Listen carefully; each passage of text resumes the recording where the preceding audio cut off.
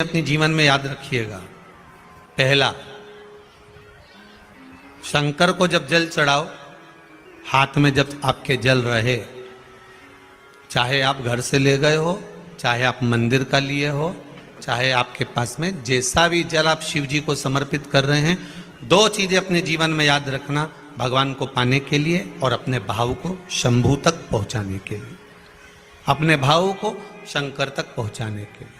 पहला, हाथ में जब जल का पात्र लो, हाथ में जब जल लो, उस समय पर भगवान शंकर का स्मरण करते समय, शिव को जल चढ़ाते समय अपनी बुद्धि, अपना चित्त, अपनी वृत्ति, अपना मन सब दूर से हटाकर परमात्मा की ओर जोड़कर दिल से जिस लिए जल चढ़ा रहे हो, जिस कारण से आए हो और बाबा को जिस भाव से रिझा रहे हो, बस जल चढ़ाते समय आपका वो निर्मल भाव होना चाहिए, बाकी के कुछ नहीं।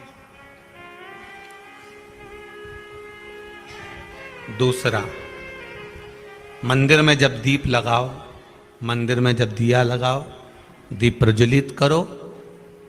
मंदिर में जब दिया लगाओ और मंदिर में जब दीप प्रज्वलित करो, उस समय पर जब मंदिर में दीप लगाएं और मंदिर में जब दिया प्रज्वलित करें, अगर गोल बाती है तो वो तो दिए के बीच में ही होगी, फूल बाती है तो वो दिए के बीच में होगी। और मान लो अगर लंबी बाती लेकर गए हो, लंबी बाती को लेकर पहुंचे हो, तो अगर दीप लगा रहे हो, कामना रखकर लगा रहे हो कि मेरी ये कामना है, तो वो दीप का, बाती का मुख अपनी ओर रखना, पर कोई कामना नहीं। हम भगवान को केवल इसलिए रिझा रहे हैं कि मेरा भोलेनाथ मेरा भंडार भरे और मेरे घर में सुख समृद्धि दे, तो दीप की बाती का मुख भगवान की ओर होना चाहिए कि हमने तेरे भरोसे पर छोड़ दिया। अब हम किसी से नहीं पूछेंगे कि हमें क्या करना है, ये दीप की जो बाती का मुख है वो आपकी ओर है, अर्थात मेरा जो जीवन है, मेरा जो संपूर्ण परिवार है, मेरा जो कुटुंब है, मेरा जो कबीला है, मैं जिस घर में निवास करती हूं, मैं जिस घर में रहता हूं, उस घर का संपूर्ण कारभार सब तुम्हारे भरोसे पर है। तो बाती का मुख कहां हो गया? भगवान की ओर हो गया। बाती का मुख फिर भगवान की ओर। पर ज्यादातर लोग दिया जो लगाते हैं ना, वो अपनी ओर बाती करके ही लगाते हैं, मतलब इनकी कामना चलती ही रहती है 24 घंटे।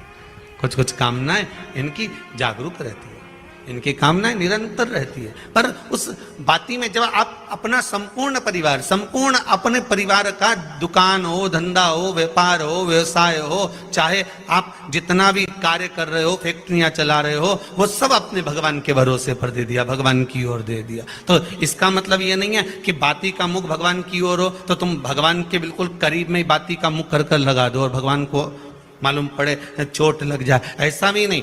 जब भी दिया लगता है, आप बहुत ध्यान देना महाराज, अगर भगवान जिस स्थान पर बैठे हुए हैं, अगर दिया हमको रखना है, भगवान जहां विराजमान है, दीप जब भी रखा जाता है भगवान के सामने, तो अपन जहां विराजमान है उससे भगवान और अपने बीच में कम से कम 2 बीता की दूरी तो होना ही चाहिए, जिससे भगवान को भी चोट ना लगे, भगवान को भी घात ना लगे। तुलसी महारानी को जो दिया लगाया जाता है, वो तुलसा महारानी से दूर लगाना चाहिए। तुलसी के क्यारे में दीप लगाने का प्रमाण नहीं है कि तुम तुलसी के क्यारे के अंदर दिया लगाओ। पहले तो ऐसा नियम था कि तुलसी का जो क्यारा बनता था, उसमें एक नीचे अलग से दिया रखने की जगह बनती थी, तो उसमें दिया रख दिया जाता था। आज के जमाने में इतनी जगह ही नहीं कि वह में रखो, तो लोग वो कुंडा में धर के आ जाए। अब वो कुंडी में रख के आए, मालूम पड़े तुलसी महारानी का पत्ता मुरझा जाता है, तुलसा महारानी भी ऐसी मूर्छित हो जाती है, तुलसा महारानी भी चारों तरफ से वो दिए की लो से जल जाती है। ऐसा दीप लगाने का कोई फायदा नहीं,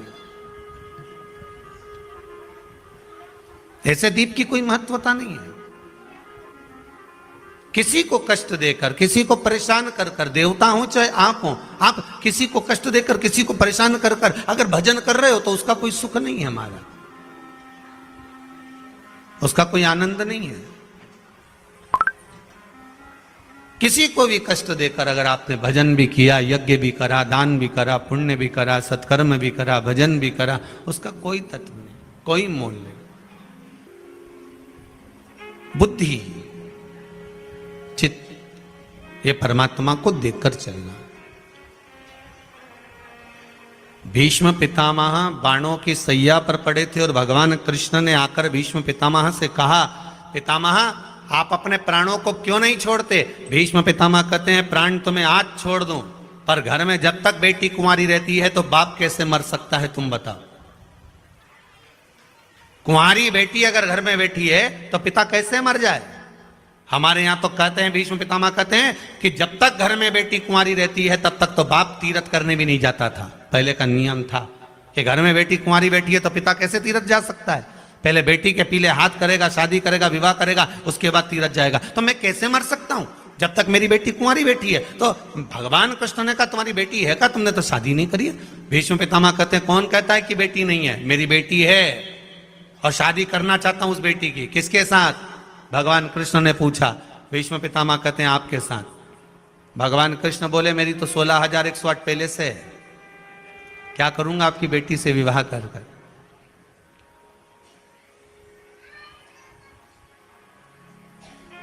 क्या करूंगा विवाह कर कर?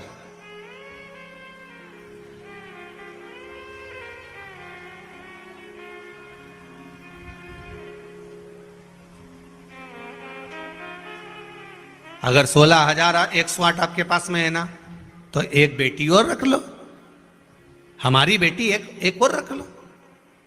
बड़ी समझने वाली कथा है। जब 16,108 भगवान कृष्ण के पास में है तो एक और देने की जरूरत क्या थी? ये वो प्रश्न है जो आपके जीवन में हर पल आपको सताता है। जब इसके घर में 4 व्हीलर 4 गाड़ियां थी, इसकी 2 3 दुकानें चल रही है, तो भगवान इसको क्यों इतना दिया जा रहा है? ये हमारा प्रश्न है। वो प्रश्न का उत्तर यहां है। भगवान भी ऐसा है कि भरे हुए को भरते जाता है। बोलो सही है कि गलत है? ये कई लोगों का प्रश्न है कि गुरुजी भगवान को तो देखो, जब उसके यहां देगा ना तो देता ही जाएगा, देता ही जाएगा। बेचारा गरीबड़े के घर में लड़की हो गई और बस सेठ के घर में लड़का हो गया, लड़की उधर हो जाती, लड़का इधर हो जाता। ये हमारी बुद्धि है। हम सोचते हैं कि ऐसा विचार हम लाते हैं, ये सोच हमारी है। भगवान भी गजब करता है। बताओ, इसके यहां तो पहले इतना सारा था और मालूम पड़े 2 वेयर हाउस खोल दिए, ये दे दिया, वो दे दिया, मालूम पड़े पेट्रोल पंप लगा दिया, मालूम पड़े गाड़ियां दे दी, मालूम पड़े इतना दे दिया। आखिर भगवान समझ में नहीं आता, किसी गरीबड़े को भगवान क्यों नहीं देता? बताओ, उसके तो खूब सारा था, भगवान ने भरे भराए को और भर दिया। तो यही तो प्रसंग यहां आ रहा है कि भगवान भीष्म पितामह भगवान कृष्ण से कह रहे हैं कि तुम मेरी बेटी से शादी कर लो, और भगवान कह रहे हैं मेरे पास में जब 16,108 है तो मैं क्यों लूं? एक काम कर, किसी दूसरे से ब्याह कर दे, कुंवारा तो घना सारा पड़ा है, यही होगा ढेर सारा। तो इतने कुंवारे पड़े हुए हैं, तुम्हारी मर्जी पड़े उसके साथ ही करो, पर मुझसे क्यों करना? तो भीष्म पितामह ने कहा, कृष्ण जो 16,108 रानियों को अकेला साध सकता है, तो वो मेरी बेटी बुद्धि को भी साध सकता है। वो मेरी बुद्धि बेटी को साध सकता है। भीष्म पितामह कोई दूसरी लड़की की बात नहीं कर रहे, वो अपनी बुद्धि रूपी बेटी की बात कर रहे हैं। आप इसको साध लीजिए, मेरी बेटी बुद्धि के साथ में आप विवाह कर लीजिए। किसी दूसरे की तो बात ही नहीं चल रही है, बेटी की बात चल रही है। बस उसी तरह भगवान भरे हुए को क्यों भरता है? जिसको दिया जा रहा है उसको दिया ही जा रहा है, और जिसको नहीं दे रहा तो उसको रुलाया जा रहा है। क्यों?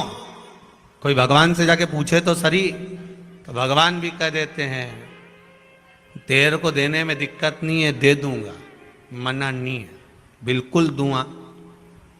पर दिक्कत केवल इसी चीज की है कि मैंने तेरे को दिया, मैंने तेरे को दिया और तूने बर्बाद करना प्रारंभ किया। जैसे एक प्रसंग पहले सुनाया था, एक बच्चा तालाब के किनारे पर बैठा है, उसके हाथ नहीं है, सारे गांव के बच्चे तालाब में नहा रहे हैं, ये बैठा बैठा रो रहा है। पार्वती जी ने शिव जी से कहा, भोलेनाथ सबके हाथ पैर हैं, इसके क्यों नहीं है बेचारे के, देखो कितना मन कर रहा है, रो रहा है, वो नहा नहीं सकता, तालाब में कूद नहीं सकता। पार्वती अपने को ब्रह्मा जी की लेखनी में ज्यादा गड़बड़ी नहीं करना, तुम तो चलो। पार्वती जी बोली ऐसे कैसे चलो, इसकी माँ 16 सोमवार के उपास कर रही है हाथ के चक्कर में।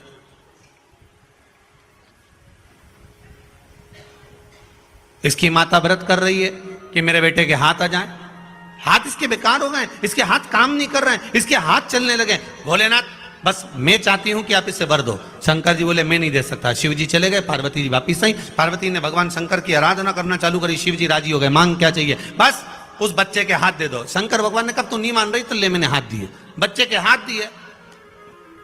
अब बच्चा भी तैरना चालू कर दिया। अब बच्चा तैरना चालू करा। थोड़ी दिन बाद पार्वती जी थोड़ी देर से वहां से निकली, तो निकलते हुए पार्वती जी क्या देख रही थी कि बहुत सारे लोग भाग भाग के जा रहे हैं, बहुत सारे बच्चे भाग भाग कर जा रहे हैं। तो पार्वती जी ने एक दो को रोककर पूछा, क्यों रे कहां भाग रहे हो? अरे भागे नहीं तो क्या करें, वो है ना जिसके हाथ नहीं थे और हाथ आ गए, वो हम सबको पानी में डुबो डुबो के मार डाल रहा है। 3 को तो पहले ही मार डाला उसने, 3 को मार डाला और हमारी तैयारी है, इसलिए हम भाग रहे हैं। पार्वती जी शिव जी से बोली, प्रभु शायद इसीलिए आपने हाथ नहीं दिया था। भगवान कहते हैं कहां देना है, किसको देना है, कब देना है, कैसा देना है, ये मैं जानता हूं, ये मैं जानता हूं। कब किसको प्रदान करना है, कब किसको देना है, ये मैं जानता हूं।